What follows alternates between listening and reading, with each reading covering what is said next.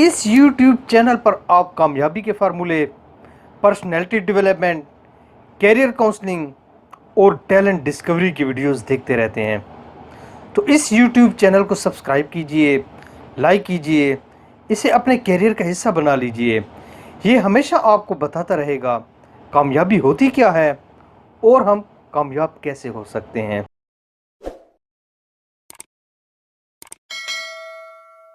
अस्सलाम वालेकुम। उम्मीद करता हूँ आप सब खैरियत से होंगे। मैं हूँ HM ज़करिया और आप देख रहे हैं अपना YouTube चैनल इन्फॉर्मेशन पॉइंट। आज हमारे साथ प्रोफेसर फ़रूक आज़म साहब मौजूद हैं। इनके सैकड़ों नहीं हज़ारों स्टूडेंट्स मौजूद हैं। उर्दू अदब और ज़ुबान के ऊपर ये दस्तरस रखते हैं। BS उर्दू और मास्टर उर्दू के स्टूडेंट्स के हवाले से इनकी गिरां खिदमात हैं। BS उर्दू या मास्टर उर्दू करने के बाद स्टूडेंट्स किस किस फील्ड में जा सकते हैं, ये सब जानने के लिए आज हम इनसे गुफ्तगू करते हैं। अस्सलाम वालेकुम सर। वालेकुम अस्सलाम। सर कैसे हैं? अल्लाह का करम है। सर ये उर्दू ज़ुबान है, इसका स्कोप क्या है?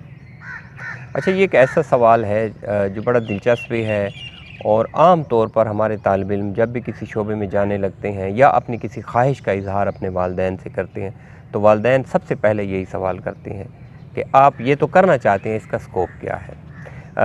या बाज़ औक़ात ऐसा भी होता है कि वालिदैन मोटिवेट करते हैं, बच्चों को तहरीक देते हैं कि आप इस शोबे में जाएं, आर्ट के शोबे में, बिज़नेस के शोबे में, इंफॉर्मेशन टेक्नोलॉजी के शोबे में, अदब या लिटरेचर के शोबे, किसी भी शोबे में जब वो बच्चों को मोटिवेट करते हैं तो बच्चों का भी सवाल आम तौर पर ग्रोन अप जो बच्चे होते हैं उनका सवाल यही होता है कि जी मैं आपकी ख्वाहिश के मुताबिक इस शोबे में जाना चाहता हूँ, लेकिन अब्बू जी इसका स्कोप क्या है। तो ये एक बड़ा दिलचस्प सवाल रहा है जो हमें हर वक्त हमारे जहनों में रहता है। तालिब इल्म भी बाज़ औक़ात आके पूछते हैं, वालिदैन भी आके पूछते हैं कि इसका स्कोप क्या है।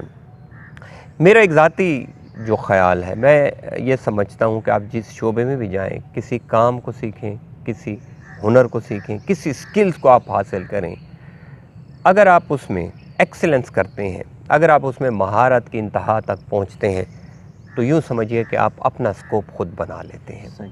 आप अपनी जगह, अपनी गुंजाइश ख़ुद निकाल लेते हैं। आप अपनी स्पेस ख़ुद क्रिएट कर लेते हैं और अपने आप को इस हद तक ले जाते हैं कि आप उस शोबे की या उस इदारे की ज़रूरत बन जाते हैं। सबसे पहली अहम बात तो यह है कि आप जिस भी शोबे में जाना चाहें, किसी भी फील्ड में जाना चाहें, आर्ट है या साइंस है या जो है आप हुनर की तरफ जाना चाहते हैं, तो पहले तो मैं नौजवान दोस्तों को, साथियों को, बच्चों को, बच्चियों को भी मैं यही कहना चाहूँगा कि आप जिस शोबे में जाएं तो आप ये सोच के जाएं कि आपने इसमें एक्सीलेंस करना है, आपने इसमें पास नहीं करना, आपने इसको गेट थ्रू नहीं करना, बल्कि आपने इसमें महारत का वो दर्जा हासिल करना है कि लोग आपसे उस शोबे के बारे में पूछें या उस शोबे के ज़रूरतमंद आपको ढूंढते फिरें। अब आ जाते हैं ज़ुबान की जानिब, उर्दू की जानिब। तो उर्दू को देखें तो एक ज़ुबान है। ज़बान एक वसीला होता है, एक ज़रिया होता है इज़हार का, इबलाग़ का। इज़हार और इबलाग़ पर अगर आपको दस्तरस हासिल है तो आपके लिए कई बंद दरवाज़े खुल जाते हैं। जो इंसान अपने आप को अच्छे अंदाज़ में इज़हार कर लेता है, अपनी बात और अपने ख़याल का इबलाग़ करने में कामयाब हो जाता है, तो उसको ज़िंदगी के अंदर दुश्वारियाँ ज़रा कम होती हैं। जो आपका सवाल है कि उर्दू ज़ुबान के हवाले से एक तालिब इल्म MA उर्दू कर लेता है या एक तालिब इल्म BS उर्दू कर लेता है, तो इस हवाले से मैं यही कहूँगा कि हर चाहे कोई भी शोबा हो उसका अपना स्कोप मौजूद है, उसकी अपनी जगह मौजूद है, उसकी अपनी जो है स्पेस मौजूद है।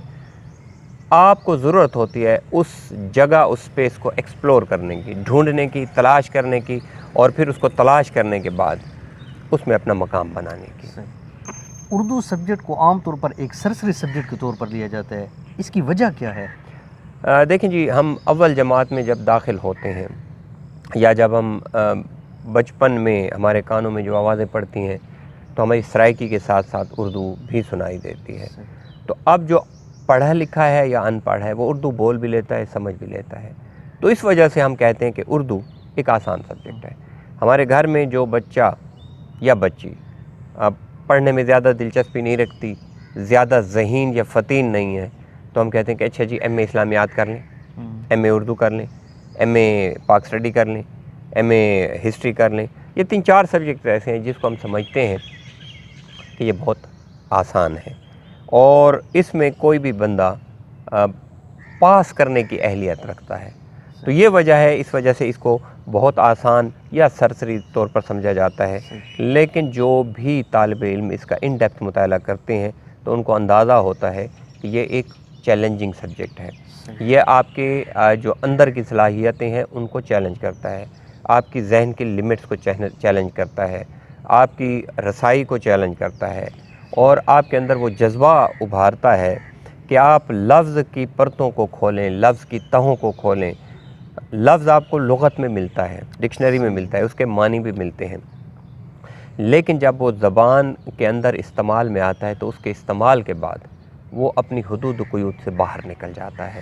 اس کے نئے نئے معنی واہ ہونا شروع ہو جاتے ہیں، نئے نئے در کھلتے جاتے ہیں اور آپ کو مزہ آنے لگتا ہے اس چیز کو پڑھتے ہوئے، اس چیز کو دیکھتے ہوئے. مثلا ایک چھوٹی سی مثال، غالب یا اقبال کو ہم دیکھتے ہیں، 100-200 سال ان کو گزر گئے ہیں اور غالب کو دیکھیں تو اتنی ان کے کلام کی تشریحات لکھی گئی ہیں، اتنی ان کی تفہیم پہ کام ہوا ہے اور اب بھی لوگ کہتے ہیں کہ یہ کام کمپلیٹ نہیں ہے. ہر نیا آنے والا محقق، ہر نیا آنے والا نقاد، ہر نیا آنے والا شارح آج کے دور کے مطابق اس میں سے کچھ نہ کچھ ڈھونڈ کے لے آتا ہے. تو اس سے اندازہ کر لیں کہ زبان کی کتنی طاقت ہے کہ جو انہوں نے 200 سال پہلے کہا آج بھی ہم ان کی پرتوں کو کھول رہے ہیں. 50 سال پہلے کسی نے کوئی شرح لکھی تو اس نے کچھ اور معنی نکالے، آج کسی نے لکھی تو کوئی اور معنی نکالے. 100 سال پہلے اس شعر کی تفہیم کچھ اور تھی. تو یہ ایک ایسی دنیا ہے کہ جو اس کے اندر اگر دلچسپی سے جائے تو اس کے اندر بہت قابل قدر موتی آپ کو مل سکتے ہیں. بی ایس اردو کرنے کے بعد یا ماسٹر اردو کرنے کے بعد یہ اسٹوڈنٹس کس کس فیلڈ میں جا سکتے ہیں؟ سب سے پہلی بات تو یہ ہے کہ چونکہ اردو ملک کی قومی زبان ہے، ٹھیک، کم از کم کہا جاتا ہے کہ قومی زبان ہے، اور جب آپ تعلیم حاصل کر رہے ہوتے ہیں تو آپ کو پتہ ہے کہ اول جماعت سے لے کر ماسٹر لیول تک آپ اردو سے دامن نہیں بچا سکتے. ایف اے ایف اے سی تک دیکھیں تو آپ کو اردو لازمی پڑھنی پڑتی ہے اور جو ان کے مقابل کے مضامین ہوتے ہیں ان کے مطابق ہی ان کے نمبرز ہوتے ہیں. اگر انگلش کے 100 نمبر ہیں تو اردو کے بھی 100 نمبر ہی ہوتے ہیں. اسی طرح فزکس، کیمسٹری، بایولوجی، تو نمبرز کے لحاظ سے دیکھیں تو ویٹیج کے لحاظ سے یہ برابر ہے. سب سے پہلا شعبہ تو آپ کو ایجوکیشن کا مل جاتا ہے، کیونکہ جہاں بھی اسکول بنے گا، جہاں بھی کالج بنے گا تو لازماً ان کو انگلش کا اگر ایک جو ہے ساتھی چاہیے، ایک پروفیسر چاہیے، ایک استاد چاہیے، تو اردو کا بھی ایک چاہیے. پرائیویٹ سیکٹر میں دیکھ لیں، بہت تیزی سے پرائیویٹ سکولز اور کالجز کھل رہی ہیں. ان کے اندر بھی آپ کے لیے اسکوپ موجود ہے کہ جہاں پہ انہوں نے انگریزی پڑھنی ہے، کمپیوٹر سائنس پڑھنا ہے، فزکس، کیمسٹری، بایولوجی، میتھمیٹکس اور سبجیکٹس پڑھنے ہیں تو اردو بھی پڑھنا ہے. اردو کے بھی 100 نمبر ہیں، جتنے نمبر ان کے ہیں ان کے نمبر ہیں. تو ان کو پڑھانے کے لیے بھی انہیں ایک ایسا بندہ چاہیے جو اردو میں مہارت رکھتا ہو، جس کی ڈگری، جس کے پاس سند ہو اس چیز کی. اس لیے سب سے پہلا بڑا شعبہ تو آپ کے لیے ایجوکیشن کا شعبہ ہے، اور یہ وقت گزرنے کے ساتھ ساتھ جو اسکول بڑھتے جا رہے ہیں، جاب اپرچونٹیز بھی آپ کی بڑھتی جا رہی ہے. دوسرا یہ ہے کہ اگر پاکستان میں جس طرح گاہے بگاہے اقدامات اٹھائے جاتے ہیں کہ قومی زبان کو ہی دفتری زبان ہونا چاہیے، اگر دفتری زبان یہ عملاً بن جاتی ہے تو اس میں بھی اردو لکھنے پڑھنے والے، بولنے والوں کا اور سمجھنے والوں کا اسکوپ زیادہ نکل کے آ جائے گا. آج اگر ہم بات کریں تو انفارمیشن ٹیکنالوجی کا دور ہے، میڈیا کا دور ہے، اور ہم دیکھتے ہیں کہ ریڈیو چینل بہت تیزی سے کھلتے جا رہے ہیں، ٹی وی چینل بہت تیزی سے کھلتے جا رہے ہیں، اور اس کے ساتھ ساتھ اگر آپ دیکھیں تو سوشل میڈیا جو ہے، فیس بک ہے، یوٹیوب ہے، یہاں پہ چینل بھی کھلتے ہیں، اور جو اچھا کنٹینٹس، اچھا مواد دے رہے ہیں وہ اچھا کما بھی رہے ہیں. اور ایسی مثالیں آپ کے پاس بہت سارے موجود ہیں جو ٹوٹل ڈیپینڈنسی بھی انہوں نے یہاں پہ رکھی ہوئی ہے. اب اگر ان شعبوں پہ آپ علیحدہ علیحدہ بات کریں تو بہت زیادہ وقت درکار ہوگا. ریڈیو پہ دیکھیں جو کچھ بولا جا رہا ہے بہت کچھ اردو میں بولا جا رہا ہے، وہاں پہ آئیڈیا ڈسکس کیا جا رہا ہے، وہاں پہ خیال بنایا جاتا ہے، پروگرام بنایا جاتا ہے، اس کا آئیڈیا ڈسکس کیا جاتا ہے، اس کے اسکرپٹ لکھے جاتے ہیں، وہاں پہ آپ کا بڑا اسکوپ ہوتا ہے۔ اسی طرح آپ دیکھ لیں ٹیلی ویژن اب ایک بہت بڑی انڈسٹری بن چکا ہے۔ 30-40 سال 50 سال پہلے جب ایک چینل ہوتا تھا تو معاوضے بھی کم تھے، اب بعض رائٹر آپ کے 5-5 لاکھ 6-6 لاکھ ایک ایپیسوڈ لکھنے کا بھی لیتے ہیں۔ اور آپ کے شہر کے اندر بھی مثالیں موجود ہیں جو آج کراچی میں بیٹھے اور مین سٹریم میڈیا پہ ڈرامے لکھ رہے ہیں۔ تو یہ ایک بہت بڑا اسکوپ ہے، کیونکہ آپ چینل دیکھیں تو آپ اس کو کاؤنٹ نہیں کر سکتے۔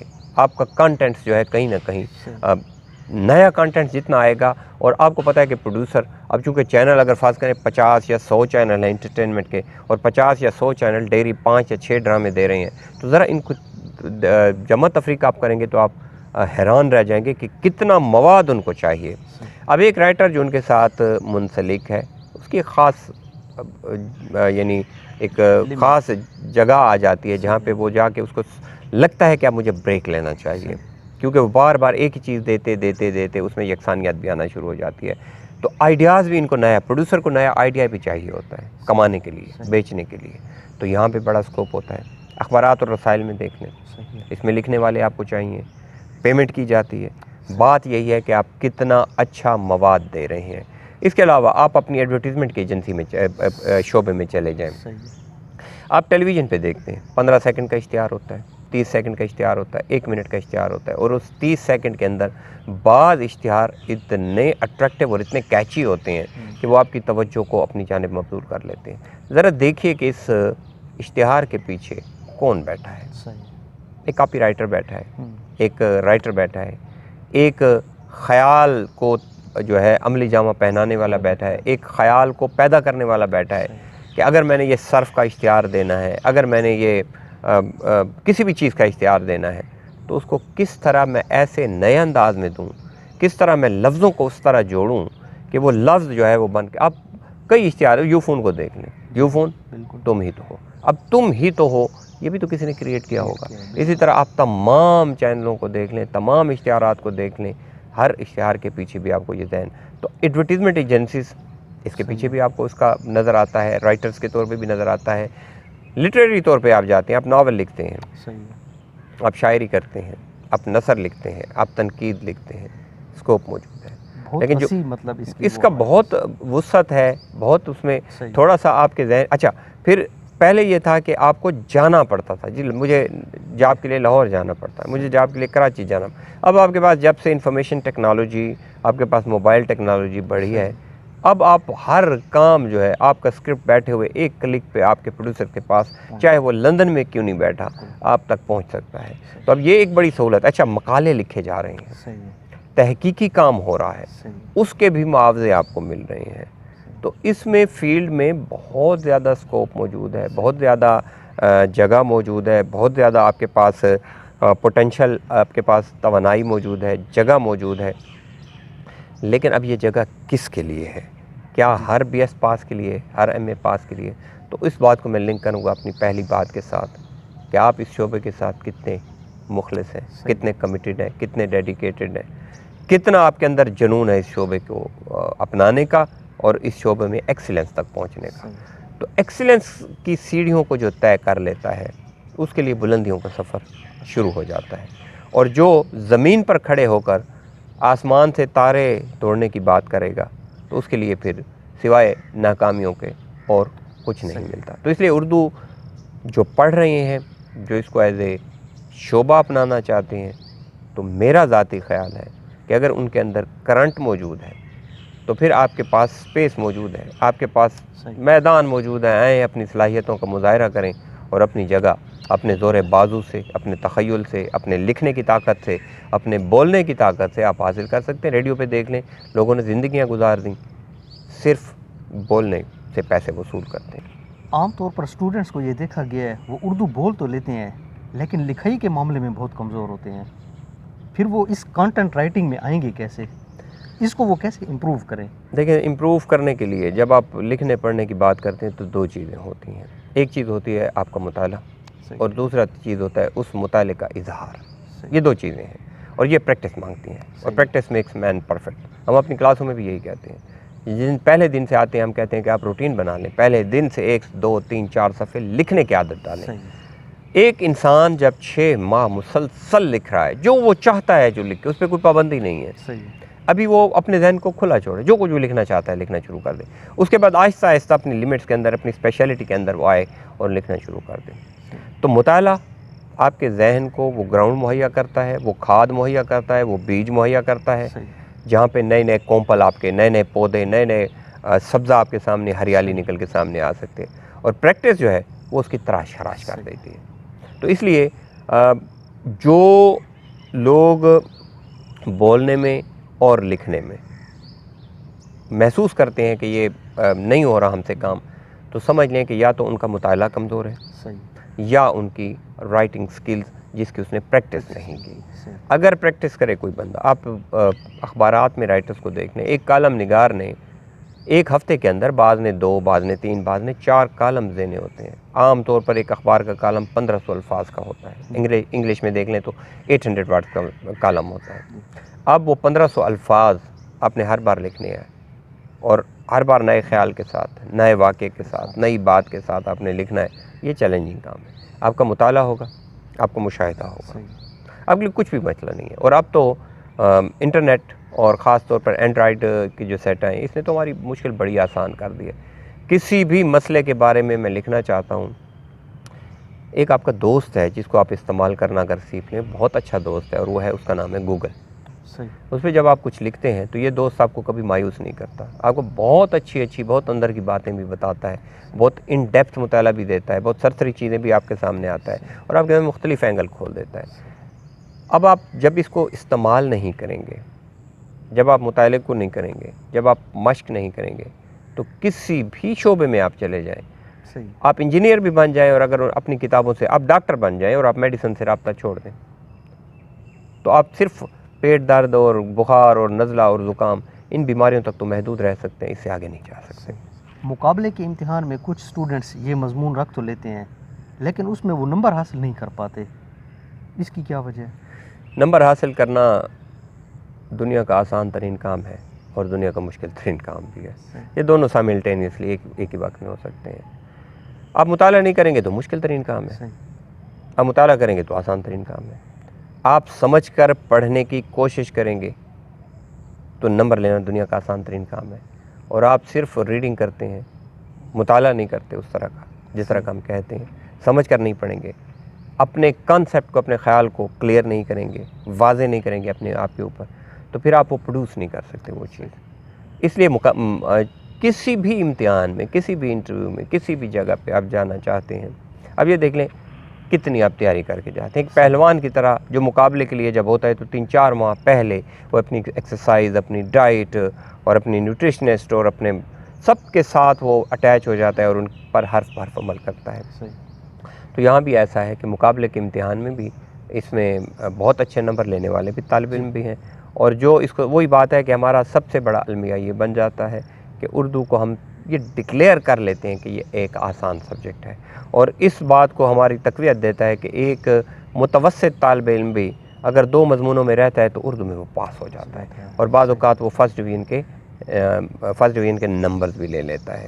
تو یہ ایک جو کانسیپٹ ہے، اس کی وجہ سے ہم مار کھا جاتے ہیں۔